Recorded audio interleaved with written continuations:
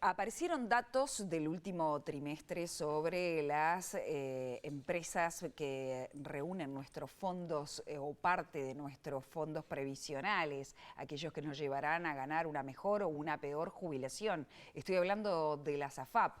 Para eso está Luis Custodio con nosotros. Luis, contanos, ¿cómo estás? ¿Cómo están? Gabriela, Leo. Bien. Buenas noches para todos. Sí, por ley, desde que existe el régimen mixto, ya en 1996, una parte de nuestros aportes previsionales van a una administradora de fondos, las AFAP. Veamos la primera placa para ver algunos números precisamente de este sistema. La ley establece que hay algunos de nosotros, los trabajadores, que estamos obligados a afiliarnos a las AFAP, a un sistema mixto, donde repartimos nuestros aportes entre el BPS y las AFAPs. Ese 71.726 que vemos allí es el nivel a partir del cual es obligatorio que parte de nuestros aportes vayan a las AFAPs. Por debajo de eso es voluntario, ¿verdad? Se puede optar por sumarse al régimen mixto, aunque se esté por debajo del nivel en que se establece la afiliación obligatoria. Ese 15% que representa, bueno, es el aporte a la seguridad social, que siempre aportamos un 15% de nuestro ingreso nominal. Así aportemos al BPS solamente o aportando al sistema mixto, o sea, BPS más AFAP. Y ese tercer número, que es largo, es grande, estamos hablando de más de 3.500 millones de pesos, es lo que traslada el Banco de Previsión Social cada mes a las AFAP. Hablamos de unos 80 millones de dólares, podemos decir que estamos hablando de cerca de 1.000 millones de dólares anuales, que es lo que se transfiere desde el Banco de Previsión Social a las administradoras de Fondo de Ahorro Previsional. Recordemos, tenemos 4 en el sistema. Veamos en la siguiente placa nuestro vínculo con las administradoras de fondos, porque ahí hay datos interesantes a propósito de cuántos afiliados tiene el sistema. Lo pueden ver arriba el dato. Hoy por hoy, datos a abril, 1,5 millones de personas, un poquitito más. Esto es 2,3% más que hace un año, 3,5% más que hace 2 años. En la gráfica ven la evolución mensual en los últimos 2 años y poco a propósito de cómo se han ido incrementando la cantidad de personas que están afiliados, que no quiere decir que todos coticen, porque podemos estar afiliados y transitoriamente no estar cotizando. El otro cuadrito que se veía... Perdóname, Luis, ¿cotizan, como lo decías, solo lo que ganan esos 71.000 pesos? No, estamos hablando de, por ejemplo, tienes actividad Claro. transitoriamente y no estás cotizando, ¿verdad? Por eso, los que cotizan son Los que están en actividad. y ganan esa plata. Los que ganan esa plata están obligados. Ahí está. Claro, puede haber quienes ganen menos de eso e igual estén dentro del sistema. Quedó Claro, ¿verdad? porque Cuando es hablo opcional. de Bien. actividad o no actividad, hablo de afiliados y cotizantes, es porque vos podés estar afiliado, transitoriamente estar sin trabajar, Claro. no estás de baja y formas parte del sistema. Clarísimo. Vuelvo por un segundito a un elemento que ponía esa placa y era cuántas pasividades sirve el sistema mixto, que es la referencia que tenemos arriba a la derecha. Y estamos hablando que hoy hay más de 77.000 personas que ya se han jubilado por este sistema, o sea, prestaciones servidas. Esto es a diciembre del año 2021. Unos 612 millones de pesos aproximadamente mensuales que cubren las aseguradoras que están en la etapa de desacumulación, después que dejamos de aportar por esas indemnizaciones. ¿Qué hacen con nuestro dinero? Bueno, ahora vamos a hablar de las inversiones, pero antes hablemos de rentabilidad y comisiones con la siguiente placa. Acá lo que tenemos de referencia es la rentabilidad bruta real anual del sistema. Es un promedio del régimen porque tenemos 2 fondos, ya vamos a hablar de eso, y luego abajo cada una de las empresas que están en el sector. La rentabilidad, más allá del dato puntual, es algo para tener en cuenta a largo plazo. Juegan una cantidad de factores, hay mucho cuidado con el manejo de los riesgos, en especial cuando estamos más cerca de jubilarnos. Por eso existen 2 fondos, uno vinculado con la primera etapa, que se llama de acumulación, que asume muy poco riesgo, otro más conservador, que es el fondo de retiro. Tengamos en cuenta, menos riesgo, menos dividendos. Lo que pasa es que cuando nos acercamos a la edad de retiro, no deberíamos asumir riesgos que nos reduzcan la jubilación. Y por otro lado dice referencia a las comisiones también, que es un tema que hay que tener en cuenta. Y ahí hablamos de cuánto se llevan las administradoras por precisamente administrar nuestros fondos. Es un dato compuesto, hay más de un elemento allí, pero está en el orden del 3%.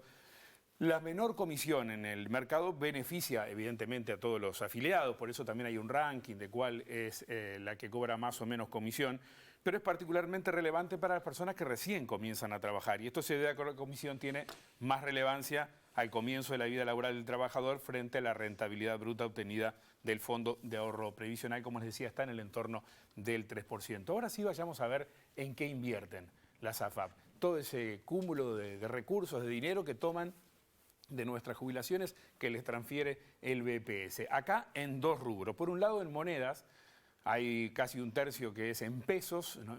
Hay una mitad en pesos reajustables, el resto en moneda extranjera. Recordemos que hay limitaciones por ley para las administradoras en qué pueden invertir y ahora vamos a abundar un poquito más.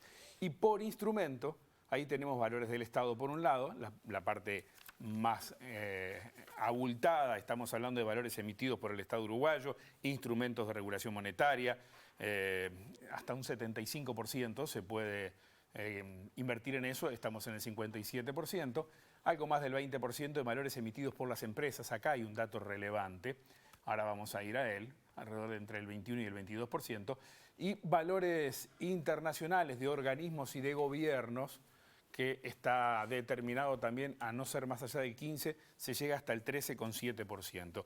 Pero quiero pasar a la placa siguiente ya de inmediato, porque acá tenemos una apertura de aquello que es inversión en empresas a través de diversos formatos, ¿no? Estamos hablando de lo que se denomina como, está definido como uno de los literales, y que es en definitiva el que permite que tengamos inversión a través de distintos instrumentos que permitan que empresas públicas o privadas uruguayas con certificados de participación, con títulos de deuda, títulos mixtos, fideicomisos financieros, etcétera, ese dinero vaya a actividades. Y ahí lo tenemos distribuido en algunos rubros que es importante destacar hacia dónde van. Casi que 4 de cada 10 dólares o 4 de cada 10 pesos van a infraestructuras. De ese rubro, ¿no? Que es algo más del 20% claro, del total, porque esto también está determinado con un límite. Tenemos después una cuarta parte de esos recursos que van al agro, como podemos ver allí, y después hay también en energía, la eólica fue muy fuerte en ese caso, comercio, transporte y servicios, el real estate, el sector financiero, también la industria, que es la porción menor. Se necesitan proyectos buenos, de calidad. Hay recursos disponibles. Este literal B del que hablaba puede llegar al 50% y hoy está poco por encima del 20%. O sea, hay dinero en los fondos, dinero que es nuestro, que va a ser nuestra jubilación, que hoy está puesto a rendir porque el sistema así lo prevé y con determinadas garantías, que tiene una posibilidad, de acuerdo con la ley, de tener inversiones aún más abultadas, y lo que las AFAP a veces no encuentran son proyectos a medida que puedan cumplir con esas garantías y en los que invertir. Para un país que tiene tantas dificultades para obtener fondos, esto no es nada menor, ¿no? Ojalá que se pueda avanzar por allí. Estamos hablando de algo más de 5.000 millones de dólares. Es un dato relevante y es importante, ojalá se pueda crecer en esta medida. Una tercera parte aproximadamente hoy de todos los recursos, estamos hablando de unos 18.000 millones de dólares que hay en el sistema, bueno, está en el sector productivo al cierre de 2021, este no es el dato del trimestre, sino del cierre del año, y sería muy buena cosa poder aprovechar aún los márgenes más grandes, porque como decía, la ley prevé, no vamos a entrar en el detalle, pero que determinados instrumentos se puede invertir hasta tal porcentaje, en otros menos. Esto está atado también con los riesgos a los que nos referíamos antes. Claro, porque si la FAP ganan esas inversiones, el dinero va para sus socios, el dinero va para afiliados. Claro, los ingresos por la rentabilidad y si van pierde, a la cuenta, ahí está el riesgo. Van también a la cuenta individual de cada uno de nosotros. Claro. También está el riesgo de que inviertan mal, exactamente, ¿no? Por eso están muy condicionados por la ley en qué pueden invertir y hasta dónde. Por ejemplo, hay un rubro en que pueden invertir en activos de organismos internacionales o de gobiernos extranjeros, pero está muy acotado. Simplemente para cerrar, tenemos una reforma en ciernes, como todos sabemos, de la Seguridad Social, que también sugiere dentro del trabajo que hizo el Comité de Expertos algunos cambios en este sentido. Se propone precisamente ampliar las posibilidades de inversión en qué rubros y en algunos casos un porcentaje un poquitito mayor, teniendo en cuenta también aquello de los riesgos que pueden ser tomados quizás con un poco más de valentía cuando recién entramos al mundo laboral que cuando estamos por retirarnos, ¿verdad? Porque ahí sí, si viene un bajón en nuestras inversiones, los números nos van a cerrar bastante mal. Por lo tanto, hoy tenemos esos dos fondos que hablaba antes, acumulación y retiro, y la reforma también busca que haya un tercer fondo. Abrir en dos ese primer fondo de acumulación para que haya una pata más, aún con un poquitito más de riesgo, para poder invertir y sacar otras rentabilidades. Más allá de todo lo que se discuta a propósito del régimen, de comisiones, de rentabilidad y demás, que va por otro carril, el sistema está vigente, es el que tenemos y hoy por hoy tiene muchos recursos que ojalá se puedan invertir más en proyectos de calidad, sobre todo para lo que precisamos acá, infraestructura, ¿no? Gracias, contundente, clarísimo. Gracias. Sí, gracias, Luis. Avanzamos nosotros ahora, nos metemos